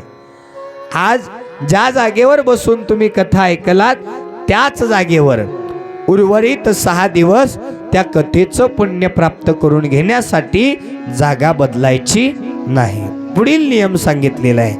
7 दिवस आई वडिलांची सेवा करावी. 8व्या दिवशी बाहेर काढलं तरी चालेल. पुढील नियम सांगितलेला आहे. किमान 7 दिवस कोणाची निंदा करू नये, मुखानं खोटी वाचा वक्तव्य करू नये. 8व्या दिवशी बोललं तरी चालेल. भगवान शिव परमात्मा सत्य आहेत. सत्यम शिवम सुंदरम. सत्य आहेत तेच शिव आहेत, जे शिव आहेत तेच सुंदर आहेत. म्हणून त्या भगवान शिवाची कथा ऐकणारे भक्त सुद्धा सत्यच वाणीने वाटचाल करणारे असावे. म्हणून सत्यवाणी या 7 दिवसाच्या माध्यमातून आपली राहिली पाहिजे, निंदा नाही झाली पाहिजे. पुढील नियम सांगितलेला आहे. शक्य असल्यास निरआहार राहून 2 टाइम गावरान गाईचं दूध पिऊन कथा ऐकावी आणि कथा झाल्यानंतर 1 टाइम भोजन करून या कथा ऐकाव्या.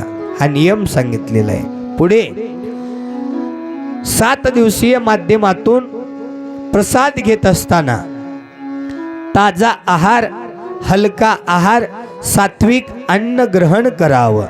मसालेदार पदार्थ खाऊ नये. कांदा, लसूण आणि मसालेदार पदार्थ, तामसी पदार्थ ग्रहण करू नये असंही या ठिकाणी पुराणामध्ये सांगितलेलं आहे. पुढील नियम. 7 दिवस आपल्या हातापायाच्या बोटाची नख काढू नये, केस कापू नये. पुढील नियम सांगितलेला आहे.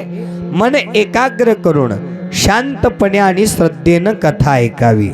कथा संपेपर्यंत, आरती होईपर्यंत अखंड उपस्थित राहावं.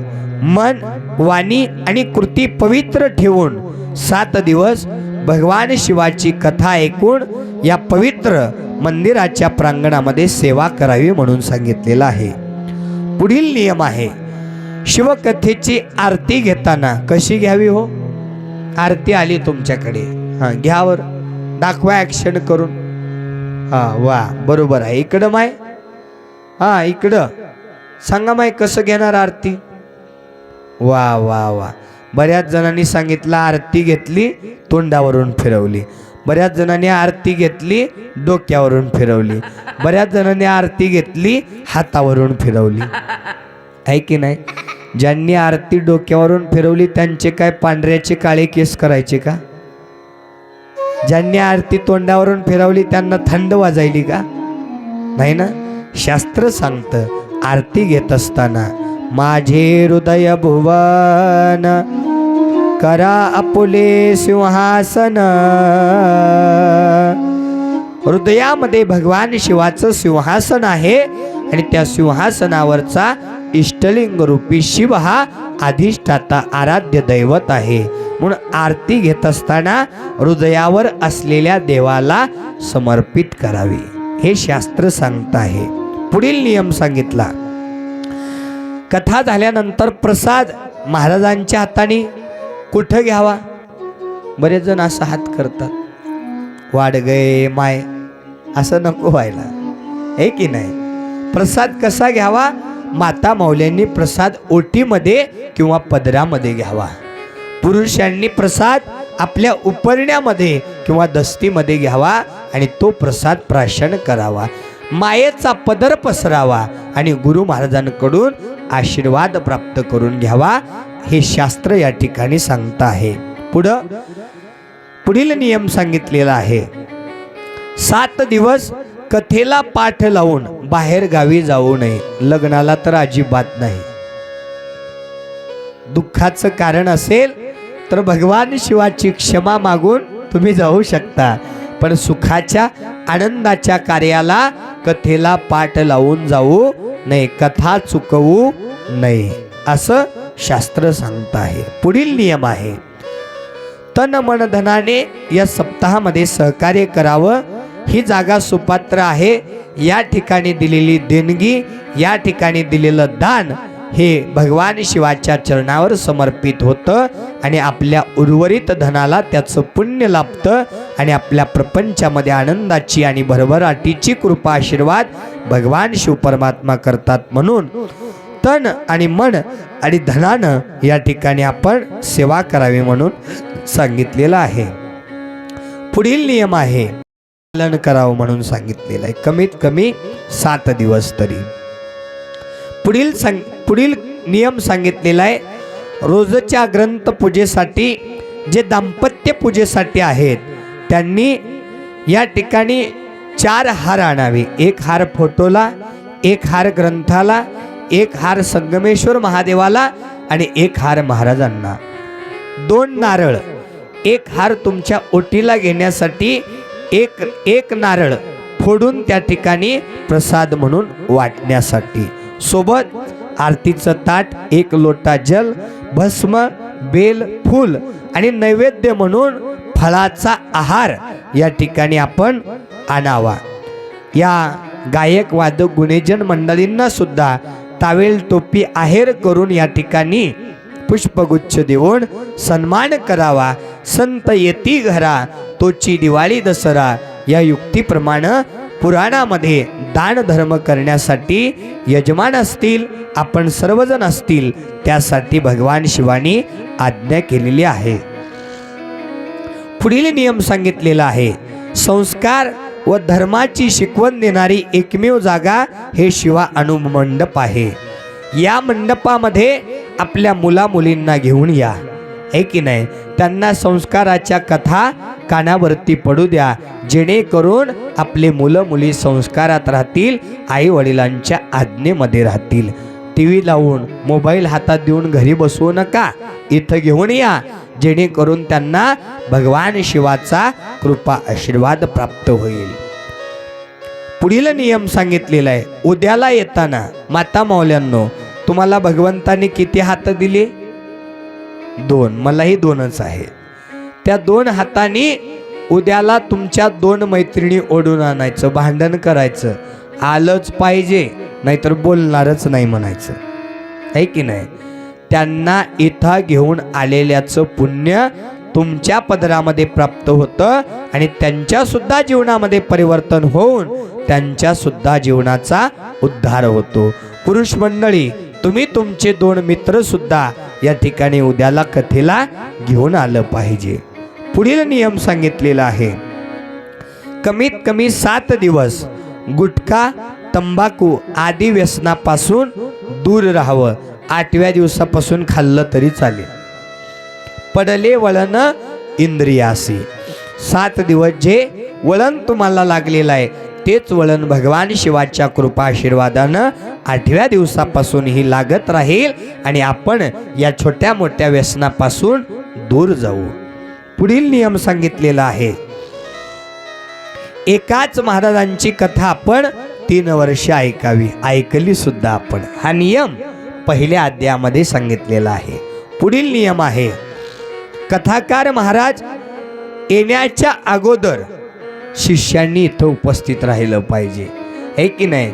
जसं भक्त अगोदर का देव अगोदर असा प्रश्न असताना भक्त अगोदर आहे. कारण देव एकटा मंदिरात बसलाय. भक्त जर मंदिरात नाही गेला, देवाची पूजा नाही केली तर देवाला शोभा आहे का? नाही. म्हणून भक्ताचा पहिला क्रमांक.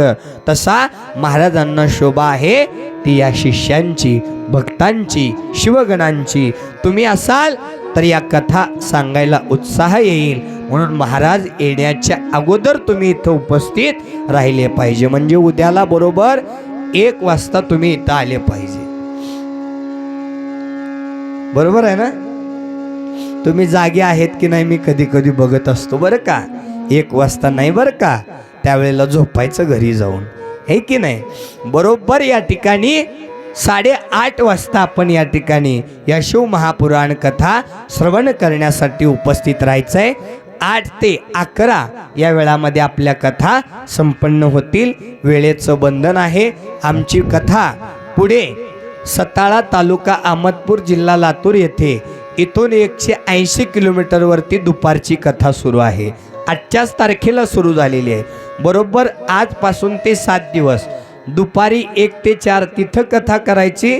4ला गाडीमध्ये बसायचं आणि 3.5-4 तासामध्ये इथं पोचायचं. बरोबर 8 वाजता लगेच कथेला सुरुवात करायची. असा प्रवास आहे. म्हणून वेळेअभावी आपण सर्वांनी वेळेवरती यावं आणि सुंदर सुंदर कथेचं ज्ञान अमृत पहिला दिवस आज आपण या ठिकाणी श्रवण करायचे आहेत. उद्याही आपण श्रवण करायचे आहेत. आज पहिला दिवस असल्यामुळं थोडासा उशीर झाला, पण उद्यापासून आपण वेळेवर या शिव महापुराण कथा श्रवण करणार आहोत. पुढील नियम सांगितलेला आहे, कथा सांगणारा वक्ता सदाचारी विद्वान असावा, गुरु दीक्षेने इष्टलिंगधारी असावा, शिवाची उपासना करणारा असावा, षडविकारापासून दूर असावा, निंदा आणि चेष्टा करणारा नसावा, परद्रव्य आणि परनारीपासून दूर असावा, अध्यात्म मार्ग 35 विषयाचं ज्ञान असावं म्हणून सांगितलेलं आहे. पुढील नियम आहे, शिवमहापुराण कथेचा स्टेज मंडप फुलांनी रोज माता मौल्यांनी सजवला पाहिजे. महाराज येताना मंदिरामध्ये संगमेश्वराच्या शिवलिंगाभोवती गव्हाच्या पिठाच्या कणकीचे दिवे त्या ठिकाणी प्रज्वलित केलं पाहिजे आणि पुष्पांचा वर्षाव करून संगमेश्वर महादेवाला प्रसन्न करून या शिव महापुराण कथा श्रवण केल्या पाहिजे. या ठिकाणी शिव महापुराण कथा श्रवण करण्याचा पुढील नियम सांगितलेला आहे. सूर्योदयापासून 3 तास कथा सांगण्यासाठी ऐकण्यासाठी वेळ महत्त्वाची आहे. या ठिकाणी पुराणामध्ये नियम सांगितलेला आहे. कथा झाल्यानंतर महाराजांचं दर्शन घेत असताना 2 नमस्कार सांगितलेले आहेत. एक साष्टांग नमस्कार, एक नतमस्तक नमस्कार. साष्टांग नमस्कार म्हणजे काय माय? कसा माय? जसा तुम्ही देवीला दंडवत घालता की नाही तसं साष्टांग नमस्कार गुरु महाराजांसमोर, स्वामी महाराजांसमोर आपण घातला पाहिजे. महाराज आम्हाला कमरेचा त्रास आहे हो, बसलं तर उठता येत नाही, उठलं तर बसता येत नाही, म्हणून आपण नतमस्तक नमस्कार घालायचा. गुरुच्या 2 अंगठ्याखाली आपले हे तळ हात घालून हे मस्तक गुरुच्या चरणावर टेकवावं. गुरूंचं स्वामींचं दर्शन घेत असताना रिकाम्या हातानं कधीच दर्शन घेऊ नये. गुरुदक्षिणा गुरुचरणावर समर्पित करून आपण दर्शन घ्यावं, हा नियम पुराणामध्ये सांगितलेला आहे. पुढे शिवमहापुराण कथा ऐकत असताना मनामध्ये संकल्प करून कथा ऐकावी. भगवान शिवाच्या चरणावर या ठिकाणी मनातलं संकट रूपी दुःख ठेवून आपण भगवान शिवाची कथा ऐकावी. तर भगवान शिवाच्या कृपाआशीर्वादाने आपल्याला सुख आणि समाधानाची प्राप्ती होईल. म्हणून उद्याला एक पाण्याचा नारळ, त्याच्यावरती पांढऱ्या चिठ्ठीवरती ज्याच्या नावाने तो संकल्प करायचा आहे त्या व्यक्तीचं नाव लिहून त्या चिठ्ठीला नारळावरती पांढऱ्या दोऱ्यांनी बांधून ते नारळ ग्रंथाला स्पर्श करून या कॉटच्या समोर ठेवायचं.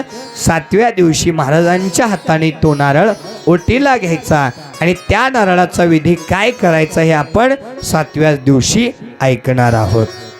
या शिवमहापुराण कथेचा नियम या ठिकाणी सांगितलेला आहे. या कथास्थळी आपण रांगोळी काढल्या पाहिजेत, फुलांचा वर्षाव केला पाहिजे. संगमेश्वर महादेवांना प्रसन्न चित्ताने या ठिकाणी या शिवमहापुराण कथेमध्ये स्वागत रूपाने आपण घेऊन आलं पाहिजे. या शिवमहापुराण कथेचे नियम आहेत. आणि ज्यावेळेस शिवमहापुराण कथेची आरती होत असते त्यावेळेस एक आरती मंदिराच्या गाभाऱ्यामध्ये सुद्धा घेतली पाहिजे. तिथं सुद्धा शिवलिंगाची आरती व्हावी.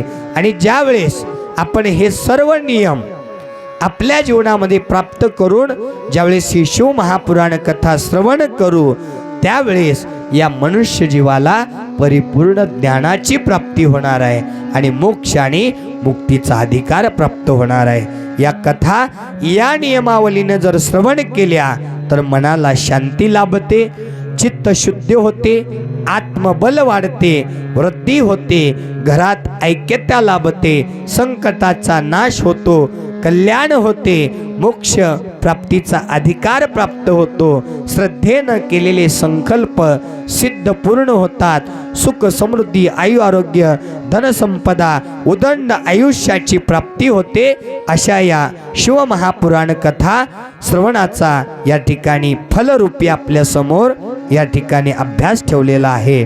पानी में डूबोगे तो मृत्यु निश्चित है और मेरे भोले की भक्ति में डूबोगे तो मुक्ति निश्चित है, मुक्ति निश्चित है, मुक्ति निश्चित है. सूत पुराणिक महाराज म्हणता आहेत ज्या भूमीवर या कथा सांगितल्या जातात ती भूमी नसून साक्षात कैलास पर्वत बनते आणि त्या कैलासामध्ये बसून कथा ऐकणारे भक्त मानव राहत नाही, साक्षात शिवगण होतात. म्हणून तुम्ही शिवाचे गण आहात. तुमच्यावरती भगवान शिवाचं लक्ष असतं आणि जोपर्यंत तुम्ही या कथास्थळी आहात तोपर्यंत अटॅक येणार नाही, झटका येणार नाही, कुठला रोग येणार नाही, मरण येणार नाही. मी नाही सांगत. पाहुनी ऐशा शिवभक्ताला यमही थर थरला. ओम नमः शिवाय भव तरुण उपाय सुलभ उपाय तारक मंत्र श्री गुरुचा. म्हणून जे भक्त भगवान शिवाच्या कथेमध्ये तल्लीन असतात ते साक्षात शिवगण होतात आणि त्यांच्यावरती महादेवांचं लक्ष असतं. म्हणून कैलासामध्ये येऊन कथा ऐकणाऱ्या भक्तांचा उद्धार त्या ठिकाणी होतो. आणि या वालवडच्या भूमीचं एक विशेष महत्त्व आहे. मंदिर तर आहेच पण हे मंदिर जागृत देवस्थान आहे. आज एक सत्य गोष्ट तुम्हाला सांगणार आहे मी. पहिल्या वर्षी या संगमेश्वर महादेवाची मी सेवा केली. सेवेचं फळ सांगतोय. ही सेवा करत असताना 7 दिवसामध्ये जी एनर्जी प्राप्त झाली ती एनर्जी ऐका. इथून 200 किलोमीटर संध्याकाळी जाऊन कथा करायची, तुम्हाला कोणाला माहिती नाही, आणि 200 किलोमीटर येऊन या ठिकाणी संध्याकाळी कथा करायची. 200 किलोमीटर तिकडं जाऊन दुपारी कथा करणं, 200 किलोमीटर येऊन संध्याकाळी इथं कथा करणं, हा प्रवास आहे. या प्रवासामध्ये 400 किलोमीटर रनिंग होते. 400 किलोमीटर रनिंग जर एक दिवस माणसाने केलं तर 4 दिवस उठत नाही, हे की नाही. पण या संगमेश्वर महादेवानं जी एनर्जी पहिल्या वर्षी मला प्राप्त करून दिली, जो कृपा आशीर्वाद प्राप्त करून दिला, तो कृपा आशीर्वाद थोडा विशेष आहे. लक्षपूर्वक ऐका. या जागेवरती जो कथाकार येऊन कथा करेल, या जागेवरती जो कीर्तनकार येऊन कीर्तन करेल, या जागेवरती जो गायक आणि वादक येऊन कीर्तन करेल, त्याच्या जीवनामध्ये भरभराटी झाल्याशिवाय राहणार नाही गुरुजी. आणि ते म्हणजे संगमेश्वर महादेवाची कृपा आहे. सत्य सांगेन, पहिल्या वर्षी मी इथं कथा केली, त्याच वर्षापासून माझ्या कथेमध्ये भरभराटी झाली. जिथं मी वर्षातून जास्तीत जास्त 10 ते 15 कथा करायचो, संगमेश्वराच्या महादेवाच्या कृपा आशीर्वादानं, मन्मथ स्वामी महाराजांच्या प्रेरणेनं या शिवसंप्रदायामध्ये एकमेव असा मी शिवमहापुराण कथाकार आहे. वर्षातून जवळजवळ 60 ते 65 कथा माझ्या होत असतात. ही जर एनर्जी कोणाची असेल, ही जर कृपा कोणाची असेल, तर माझ्या संगमेश्वर महादेवाची आहे बरं का. हे शक्य नाही आहे, हे शक्य नाही आहे. या जागेवर बसून बोलणं, 3 तास श्रोत्यांना एकाग्र ठेवणं, प्रवास करणं, तितक्याच एनर्जीनं पुढं कथा करणं, हे सोपं काम नाही आहे. मी तर नियम आहे, मी तर महादेवाचा दास आहे, मी तर त्याच्या चरणाची धूळ आहे. पण त्यानं मला हा मार्ग दाखवलेला आहे. त्यांनी माझ्यावर ही आज्ञारूपी आदेश देऊन या ठिकाणी कृपादृष्टी केलेली आहे की या जगाला शिवमय करण्यासाठी तुझ्या मुखातून या कथा या ठिकाणी मला ऐकायच्या आहेत, महादेवाला ऐकायच्या आहेत. म्हणल्यानंतर आपल्याला काय कमी पडणार आहे? त्याच्यामुळं ही एनर्जी भगवान शिव परमात्मा देतात. या जागेचं खूप विशेष महत्त्व आहे. विश्वनाथ स्वामी महाराज पेनूरकर आहे की नाही, आपल्या परिचित आहेत. त्यांनी सुद्धा गेल्या वर्षी इथं महाप्रसादाचं कीर्तन केलं माझ्या जाग्यावर. आज विश्वनाथ स्वामी महाराज पेनूरकर यांना सुद्धा 365 दिवसातील किमान 200 तरी कीर्तनं या भूमीवर कीर्तन केल्यामुळं त्यांना प्राप्त झालेलं आहे. या भूमीचं विशेष महत्त्व आहे. अनेक गायक वादक या भूमीतून प्रचलित झाले.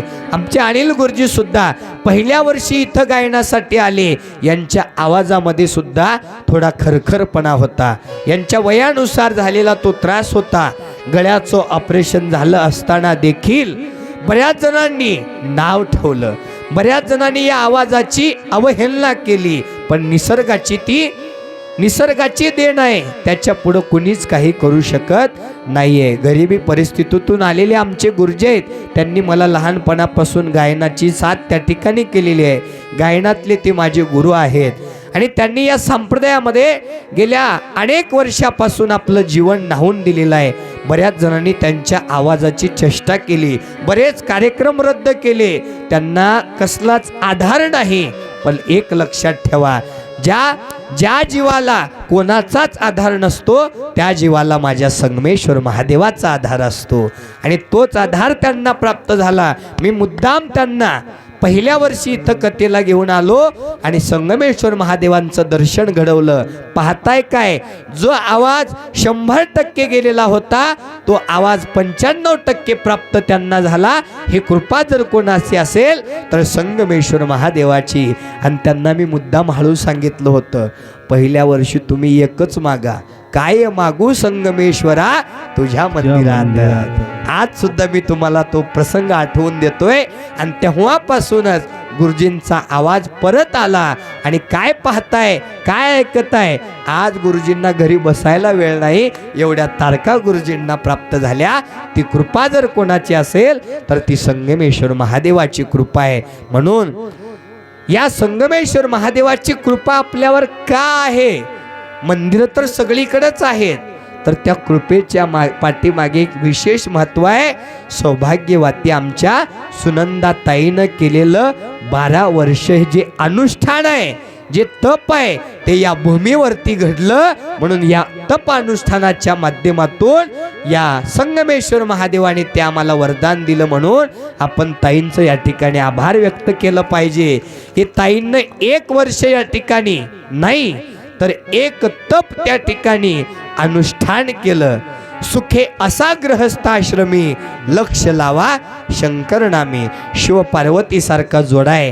प्रपंच करता करता प्रपंचातून 99% वेळ परमार्थाला दिला आणि 1% संसार केला. जर स्वामींनी पुढे जर प्रपंचामध्ये वेळ वाया घालवायचा विचार केला असता तर स्वामी महाराज PSI झाले असते, DYSP झाले असते. पण स्वामींनी त्याच्याकडे लक्ष दिलं नाही. आपली नोकरी ही एक सेवा म्हणून केली, पण त्याच नोकरीला बाजूला ठेवता ठेवता कपिलधारमध्ये मला आठवतंय स्वामी महाराजांनी व शंकर स्वामी महाराजांनी व त्यांचे सर्व जी काही सहकारी टीम आहे या सर्वांनी मिळून कपिलधारला प्रतिशिवरात्रीला एका कीर्तनाचं आयोजन माहेश्वर मूर्ती मन्मथ स्वामी महाराजांनी केलं आणि अनेक नवदूत कीर्तनकारांना कपिलधारच्या संजीवन समाधीचं दर्शन घडवलं. अशी पुण्याची कामं, धर्माची कामं या माहेश्वर परिवारांनी या ठिकाणी केली. प्रपंचामध्ये असता असता सुद्धा अनुष्ठान करणं हे फक्त शिवाचार्य महाराजच करू शकतात. आणि शिवाचार्य महाराजांच्या नंतर एक तप अनुष्ठान केलेलं माहेश्वर मूर्ती मी पहिल्यांदा पाहतो आहे ते म्हणजे आमच्या सौभाग्यवती सुनंदाताई यांचं सुद्धा या ठिकाणी विशेष आभार व्यक्त करणं गरजेचं आहे. त्यांनी जितकं तिकडं अनुष्ठानाचा जप करता तिकडं तेवढं या भूमीची पवित्रता वाढते आणि या भूमीला जागृत देवस्थान म्हणून नाव प्राप्त झालं. लक्षपूर्वक ऐका. या भूमीवरती येऊन ज्यांना जी सेवा करता येईल ती सेवा आपण करा. प्रतिवर्षी स्वामी महाराज ज्या दिवशी या सप्ताहाची मीटिंग ठेवतात, आयोजन करण्यासाठी सभा घेतात, त्या दिवशी संपूर्ण गावातील पुरुषांनी, मातांनी या मीटिंगमध्ये सहभाग घेणं गरजेचं आहे. माता येऊ नाही शकल्या तरी आपल्या पतीला पाठवून आपल्या स्वामी महाराजांना सहकार्य करून कशा प्रकारे चांगल्या पद्धतीनं कार्यक्रमाचं आयोजन करता येईल यासाठी त्यांना सहकार्य करून आपण या भूमीची पवित्रता वाढवावी आणि या भूमीमध्ये सेवा केल्यानंतर त्या संगमेश्वर महादेवाचा कृपा आशीर्वाद आपल्यावरती प्राप्त होतो आणि अशा प्रकारे तो आशीर्वाद माझ्यावरती प्राप्त झाला. मी माझं सौभाग्य समजतो की माहेश्वर परिवारांनी माझ्यावरती जो विश्वास टाकला तो विश्वास कायम माझ्यावरती असावा. प्रेमरूपी आशीर्वाद माझ्यावरती असावे. नेहमी आमचे स्वामी महाराज कथेपुरतंच आठवण नाही काढत, 4-5 दिवसाला फोन करतात. नेहमी मायेचा हात माझ्या डोक्यावरती ठेवतात. परवाच माझ्या आईच्या कानातून त्या ठिकाणी पाणी येत असल्यामुळं आईचं त्या ठिकाणी कानाचं ऑपरेशन करायचं आहे. मी सुद्धा खूप संकटामध्ये आहे. स्वामी महाराजांना फोन केल्यावर महाराजांनी सांगितलं काही काळजी करू नका, तुमच्या आईचं ऑपरेशन आपलेच कोणीतरी पाहुणे डॉक्टर आहेत, आपण त्यांच्याकडे दाखवून व्यवस्थितरित्या संगमेश्वर महादेवांच्या कृपा आशीर्वादानं ते ऑपरेशन करूया. म्हणजे ज्या ज्या वेळी संकट पडेल त्या त्यावेळेस महाराजांनी मला जी प्रेरणा दिली ती खूप लेकरासारखी प्रेरणा आहे आणि ती प्रेरणा माझ्या जीवनामध्ये फलदायी ठरली. एवढे या शुभ मंगलमय प्रसंगी सांगून उद्यापासून आपण ज्या नियमावलीनं या ठिकाणी कथा ऐकायला सूत पुराणिकांनी महाराजांनी सांगितल्या त्या नियमावलीनं आपण कथा श्रवण करून ऐकाव्या आणि परिपूर्ण कृपा आशीर्वाद प्राप्त करून घ्यावा अशी मंगल कामना करून आजच्या पहिल्या दिवसीय शिवमहापुराण कथेला याच ठिकाणी विराम करत असताना झालेली शिवमहापुराण कथा भगवान शिव परमात्मा, ग्रामदैवत श्री संगमेश्वर महादेव, गुरुमाऊली, जन्मदाते आईवडील व आपणा सर्वांच्या हृदय मंदिरातील विराजमान असलेल्या परमात्मरूपी भगवंताच्या व शिवपार्वती समाज मन्मथ स्वामी महाराज, सुनंदा स्वामी महाराज या दोन्ही दाम्पत्यांच्या हृदय मंदिरामध्ये विराजमान असणाऱ्या परमात्मरूपी भगवंताच्या दिव्य चरणी प्रथम दिवसाची कथा समर्पित करून आजच्या पहिल्या दिवसीय शिवमहापुराण कथेला याच ठिकाणी विराम करीत आहोत. ओम शांती शांती शांती. नमः पार्वतीपतये शिव हर हर. शिव हर हर महादेव. शिव के दास कभी न उदास, आरती को करो शुरुआत.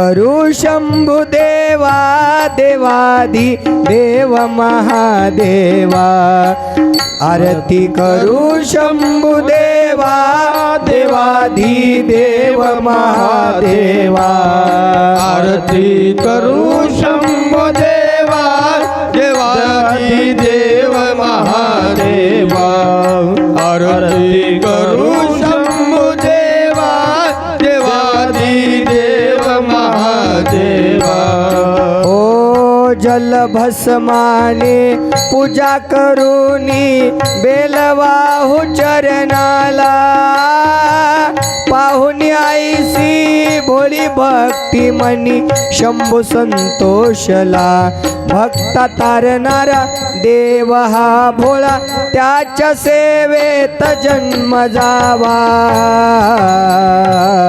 आरती करू शंभुदेवा देवादी देव महादेवा आरती करू शंभुदेवा देवादी देव महादेवा धूप दीप लावून नैवेद्य दाखवू मुखाला पाहुणे आईसी गोड भक्ती मनी शंभुदेव हसला दान देणारा सुखाचा झरा त्याच्या सेवेत जन्म जावा आरती करू शंभुदेवा देवादी देव महादेवा आरती करू शंभुदेवा देवादी देव महादेवा शंख डमरू टाळ मृदंग वाजवू आरतीला भोळ्या भक्तीने भोळ्या मनाने जाऊ शरणाला कुमार गाई हाक देवा मारी त्याच्या सेवेत जन्म जावा आरती करू शंभुदेवा देवादी देव महादेवा आरती करू शंभुदेवा देवादी देव महादेवा कर्पूर गौरम करुणावतारम संसार सारं भुजगेन्द्रहारं सदा वसन्तं हृदयारविन्दे भवन् भवानी सहितं नमामि गुणातीतकान्तं परब्रह्म शान्तं सुविद्यादिदेवं भवारण्यदाहम् उमानाथमीशं जराजन्मनाशं स्वयं ज्योतिर्लिङ्गं नमामिष्टलिङ्गं महादेवदेवं महापापनाशं चिताभस्मलिङ्गं नमामिष्टलिङ्गं कर्पूरगौरं करुणावतारं संसारसारं भुजगेन्द्रहारं हरः ॐ यज्ञेन यज्ञमयजन्त देवाः स्थानि धर्माणि प्रथमानस्य नमो तेहनाकं महिमान सचन्त यत्र पूर्वे साध्या सन्ति देवः ॐ गुरुदेवो महादेवो गुरुदेवो सदाशिवो गुरुदेवात् परं नास्ति तस्मै श्री गुरवे नमः इति मंत्रपुष्पांजलि समर्पयामि। जय मंगलम जय नम पार्वतीपतये शिव हर हर महादेव हर हर महादेव।